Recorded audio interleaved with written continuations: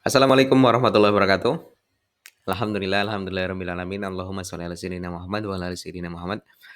Ilahi anta maksudi wa ridhoka matlubi atini mahabbataka wa ma'rifatak. Baik teman-teman semuanya, saya ucapkan selamat datang kembali di kelas psikologi positif. Masih bersama dengan saya Nurdin Adiansyah. Pertemuan kita kali ini kita akan membahas terkait emotional quotient atau kecerdasan emosi. Oke, langsung saja. Emotional quotient ini kalau dari definisinya dapat kita baca teman-teman, emotional quotient ini adalah kemampuan seseorang dalam mengatur emosi, menjaga emosi, dan juga mengungkapkannya melalui kesadaran diri. Terus ada pengendalian diri di situ, ada empati juga, ada motivasi diri dan juga, eee, keterampilan sosial gitu ya. Jadi orang-orang yang memiliki kecerdasan emosi ini juga tentu dia akan memiliki keterampilan sosial yang baik begitu. Nah, kita coba bahas dari definisi ini ya teman-teman, bahwa, ini merupakan kecerdasan seseorang terkait, mengatur emosinya. Jadi ketika orang atau orang-orang yang memiliki emotional quotient yang bagus, dia tentu bisa mengatur atau mengendalikan emosinya. Maksudnya gimana? Maksudnya ketika dia sedang marah, maka emosi yang sedang dia rasakan itu tidak meledak-ledak, tidak atau pengekspresian emosinya itu tuh tidak berlebihan begitu. Jadi, kita memang diharuskan untuk mampu mengekspresikan emosi, tetapi bukan yang meledak-ledak, bukan yang tidak sehat, tetapi kita harus memiliki kemampuan untuk mengeluarkan atau mengekspresikan emosi kita itu secara sehat, begitu. Secara sehat itu seperti apa? Ya, sesuai dengan pesan yang dibawa oleh emosi tersebut. Karena teman-teman, setiap emosi yang keluar dari diri kita itu sebenarnya membawa emosi, maksudnya adalah membawa pesan ya teman-teman. Maksudnya membawa, eee, pesan tersendiri. Jadi contohnya misalnya, marah, kita nggak mungkin tiba-tiba marah gitu aja ya teman-teman. Pasti kan ada penyebabnya. Misalnya penyebabnya, teman kita mengambil barang kita, misalnya begitu ya. Nah, kita marah. Pesan dari emosi marah ini muncul apa? Pesannya adalah dia itu memberitahu kita bahwa ada hak kita yang dilanggar, begitu. Maka pengekspresiannya yang tepat adalah kita menyampaikan bahwa ada hakku yang dilanggar, gitu. Bahwa itu barangku, begitu. Jadi cukup dengan penyampaian-penyampaian seperti itu saja sebenarnya itu sudah merupakan pengekspresian dari emosi, gitu. Oke, terus yang selanjutnya adalah, menjaga emosi dan mengungkapkan melalui kesadaran diri begitu. Nah ini banyak juga dari kita ya teman-teman, kita merasakan emosi. Setiap kita kan pasti merasakan emosi-emosi, entah itu marah, sedih gitu ya, disesuaikan dengan, kejadiannya begitu, dengan keadaannya. Cuman banyak dari kita itu tuh tidak menyadari emosi apa yang sebenarnya sedang kita rasakan. Bahkan mungkin kita masih bingung juga ya teman-teman untuk memberi nama emosi-emosi yang sedang kita rasakan ini. Karena mungkin ya kita tidak diajari dari kecil terkait nama-nama emosi. Sehingga akhirnya kita bingung ketika ada perasaan yang bergejolak di dalam dada kita gitu ya. Ini perasaan apa gitu. Nah itu terkadang masih banyak dari kita itu bingung untuk memberikan nama dari emosi tersebut. Karena sebenarnya dengan kita menyadari emosi yang sedang kita rasakan itu adalah emosi apa gitu, itu juga merupakan sudah, proses dari pengekspresian emosi juga teman-teman. Karena nanti itu adalah tahapan pertamanya lah ya, itu tahapan pertamanya, gitu. Terus ada pengendalian diri, ini juga hampir sama, ada empati, motivasi diri, dan juga keterampilan sosial. Jadi teman-teman, memang konsep emotional quotient ini dianggap lebih penting ya daripada IQ, dalam hal membantu kesuksesan seseorang, begitu. Nah, salah satu alasannya kenapa sih emotional quotient ini dianggap lebih penting daripada IQ atau intelligent quotient, kenapa? Nah ini, karena emotional quotient ini adalah merupakan kemampuan untuk mengelola emosi. Jadi EQ atau emotional quotient ini berfokus pada kemampuan seorang untuk mengenali, mengelola, dan juga mengungkapkan emosinya secara efektif, tidak berlebihan gitu ya. Jadi, ini sangat penting dalam kehidupan kita sehari-hari ya teman-teman, di mana pengendalian emosi ini kan dapat mempengaruhi keputusan, terus mempengaruhi hubungan interpersonal kita dengan, eee, lingkungan kita gitu, dan juga ini merupakan, eee, reaksi kita ketika kita menghadapi sebuah tantangan ataupun sebuah tekanan begitu. Jadi, EQ ini tentu akan sangat mempengaruhi terhadap pengambilan keputusan kita. Jadi seseorang dengan EQ yang tinggi ini cenderung lebih mampu untuk mengatasi stres dan juga dapat menjaga kestabilan emosinya gitu. Yang tentu itu semuanya akan sangat berkontribusi pada kesuksesan seseorang dalam jangka panjangnya. Terus yang kedua adalah hubungan interpersonal. Nah, hubungan interpersonal, eee, jadi kesuksesan dalam banyak aspek kehidupan itu termasuk karir, seringkali bergantung pada kemampuan untuk membangun dan juga memelihara hubungan yang baik dengan orang lain gitu. Jadi memang, eee, ya sangat berpengaruh ya teman-teman ya. Yang ketiga, keputusan yang lebih bijak. Jadi EQ ini memungkinkan seseorang untuk membuat keputusan yang lebih bijak dengan mempertimbangkan aspek emosional dan juga hubungan interpersonalnya. Jadi memang ya teman-teman, emotional quotient ini memungkinkan seorang untuk membuat keputusan yang lebih bijak. Dengan cara apa? Ya dengan cara mempertimbangkan aspek-aspek emosional dan juga hubungan interpersonalnya. Jadi orang dengan EQ yang tinggi ini cenderung lebih reflektif gitu ya, dan juga mampu menilai dampak emosional yang sedang dia rasakan ini, eee, dapat berpikir jernih gitu ya, kira-kira kalau aku mengambil keputusan ini, dampaknya apa, begitu. Nah begitu, jadi karena memang kita, tidak reaktif. Reaktif itu ya emosinya apa yang muncul gitu, kita langsung langsung menyambar-nyambar istilahnya begitu ya. Tidak, tidak mampu kita berhenti sejenak untuk memikirkan dengan matang solusi apa yang harus kita ambil begitu. Nah, reflektif. Jadi reflektif itu ya refleks aja gitu, kayak kita misalnya ada nyamuk gitu ya nempel di kening kita, kita langsung tiba-tiba, eee, tanpa perlu kesadaran mungkin ya, saat kita, tahu ada nyamuk langsung gitu, gitu. Tanpa kita pikirkan dulu, "Ini pukul nggak ya? Mukulnya keras atau pelan ya? Atau dipencet aja ya, dipencetnya pakai jempol atau pakai telunjuk ya?" Kan nggak gitu. Kalau misalnya ada nyamuk tiba-tiba menggigit kita, kita langsung refleks biasanya. Nah, orang-orang yang memiliki kecerdasan emosional itu dia tidak reflektif. Nah, lalu kita akan mencoba membahas terkait komponen-komponen yang ada di emotional quotient ini. Yang pertama adalah kesadaran diri. Jadi seseorang yang memiliki atau self awareness ya. Seseorang yang memiliki kemampuan self awareness ini dia akan mampu untuk mengenali dirinya dengan lebih baik, teman-teman.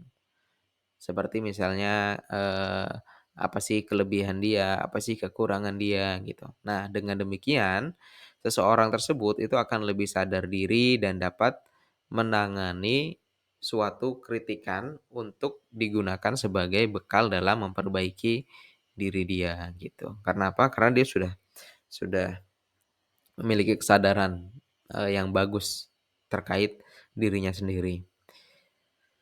Terus yang 2 adalah pengendalian diri atau self regulation atau self management gitu ya. Nah, self regulation ini, atau kemampuan seseorang dalam mengendalikan dirinya, perasaannya gitu, ini tuh tentu dapat membantu dia untuk bersikap lebih bijak dalam berbagai situasi gitu. Karena biasanya seseorang yang memiliki kemampuan self regulation yang tinggi, ini dia tidak akan kalau ada masalah gitu ya, tidak akan mudah untuk bertengkar di depan umum gitu ya. Karena apa? Karena ya mereka dapat berpikir lebih jernih. terkait tindakan-tindakan apa yang akan dia lakukan. Jadi semua ini memang, saling saling terhubung ya teman-teman. Terus yang ketiga ada empati. Empati ini adalah sikap yang bisa membantu seseorang untuk menempatkan diri di posisi orang lain gitu. Jadi kalau kita mungkin sering dengar gitu ya ada kalimat yang mengatakan bahwa pahamilah orang lain sebagaimana kamu ingin dipahami. Nah, kalau seperti itu berarti perspektifnya adalah perspektif diri kita sendiri gitu, bukan perspektif orang lain gitu. Sedangkan kita dengan orang lain itu berbeda. Dan apakah mungkin orang lain tersebut, memiliki keinginan sama seperti kita? Bisa jadi kan nggak seperti itu. Oleh karena itu kita harus mampu untuk memposisikan kalau kita ada di posisi dia, kira-kira apa ya yang dia rasakan? Nah, seperti itu. Nah, cara terbaiknya ya tanya aja gitu. Kita juga harus harus mampu untuk melakukan komunikasi dengan baik seperti itu. Atau, menangkap sinyal-sinyal gerak-gerik yang, mereka keluarkan begitu. Jadi rasa empati yang tinggi ini akan membantu seseorang untuk mampu menolong orang lain gitu ya dan juga, lebih peka gitu ya terhadap apa yang mereka rasakan gitu. Jadi kita akan memiliki rasa belas kasihan yang tinggi gitu ya. Ini menumbuhkan jiwa-jiwa sosial kita juga. Terus yang keempat adalah motivasi diri. Jadi seseorang yang mampu memotivasi dirinya sendiri ini tentu akan lebih optimis untuk selalu bergerak maju ya teman-teman. Nah, eee, di samping itu motivasi juga membuat seseorang itu tuh dapat merasa lebih berenergi sepanjang waktu. Untuk apa? Ya untuk mencapai tujuan dalam hidupnya gitu. Karena seseorang yang memiliki kemampuan untuk memotivasi atau motivasinya tinggi, ini lebih cocok untuk menjadi seorang pemimpin. Karena dia juga mampu untuk mendorong timnya dengan baik. Jadi, itulah sebabnya kenapa emotional quotient ini tadi sangat berpengaruh terhadap kesuksesan seseorang. Mhm. Yang kelima, ini adalah keterampilan sosial atau social skill.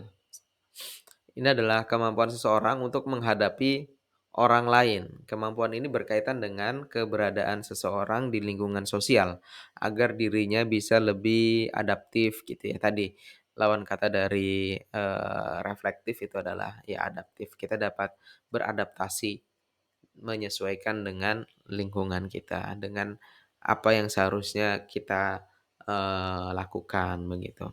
Nah, ini sangat penting teman-teman. Jadi dengan memiliki kemampuan ini, kita itu dapat mengarahkan orang lain, serta juga dapat, meningkatkan kepercayaan, orang lain kepada kita gitu. Karena kita sesuai dengan mereka begitu.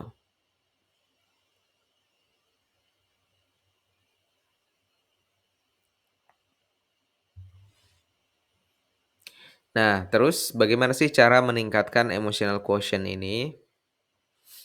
Nah, bisa dengan latih kesadaran diri dan juga meningkatkan empati. Sebenarnya ada banyak ya teman-teman, ada banyak, cara-caranya. Di sini saya coba, berikan 2 contoh, latih kesadaran diri. Latih kesadaran diri ini tadi ya self awareness gitu, mencoba untuk, menggali apa yang sedang kita rasakan gitu ya. Nah itu jadi kita bisa menanyakan kepada diri kita sendiri apa yang sedang kita rasakan, untuk melatih kesadaran diri itu.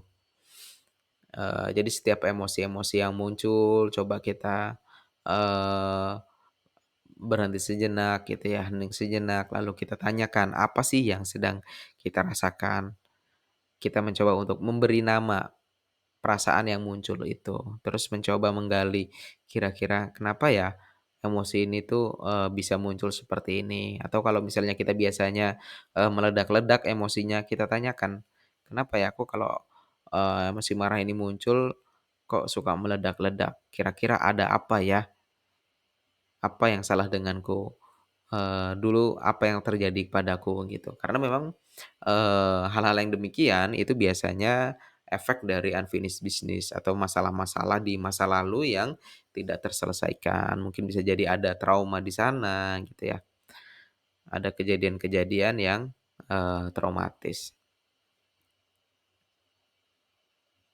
Jadi, eee, kesadaran diri ini tuh dimulai dengan kemampuan untuk mengenali dan juga menamai emosi yang sedang kita rasakan. Nah, ini penting karena ketika kita dapat menyadari apa yang kita rasakan, kita bisa lebih baik dalam mengelola, respon kita terhadap segala situasi begitu.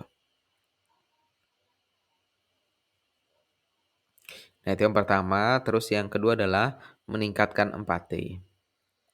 Jadi kita coba untuk meluangkan waktu untuk apa, ya untuk mendengarkan orang lain dengan penuh perhatian. Nah, ini biasanya masalah juga karena, masing-masing dari kita ingin selalu show up gitu ya, ingin, rebutan untuk berbicara gitu. Sehingga meskipun kita sedang mendengarkan orang lain, yang berbicara gitu, tapi kita sibuk untuk memikirkan kira-kira habis ini apa yang harus saya omongkan, apa yang harus saya katakan begitu ya. Sibuknya ke situ, bukan sibuknya adalah fokus untuk mendengarkan apa yang sedang mereka katakan. Nah, ini adalah skill, yang menurut saya ini sangat penting ya, skill untuk mendengarkan gitu. Jadi fokusnya adalah mendengarkan, bukan, eee karena gini teman-teman, kalau kita fokusnya adalah, "Habis ini aku ngomong apa ya?" Gitu, terus kita merangkai kata-kata di otak kita gitu, itu banyak sekali dari kita seperti itu. Nah, kita jadi tidak mampu untuk sepenuhnya berempati kepada mereka, karena kita tidak mampu menangkap pesan utuh yang mereka sampaikan, begitu. Kalaupun kita tahu pesannya apa, tetapi biasanya emosi yang terkandung di dalamnya, itu tuh tidak mampu untuk kita rasakan. Sehingga akhirnya, apa yang kita katakan juga itu tidak mampu untuk menyentuh hati dia, begitu. Nah, itu adalah skill yang perlu kita miliki sebagai, calon-calon psikolog dan juga, calon konselor begitu ya. Nah, jadi dalam konseling gitu ini, insyaallah teman-teman sudah mempelajarinya ya di mata kuliah, konseling psikologi. Begitu, saya, mengingatkan di sini. Jadi fokusnya adalah memang apa yang dari hati, apa yang disampaikan dari hati itu tentu akan menyentuh ke hati juga gitu.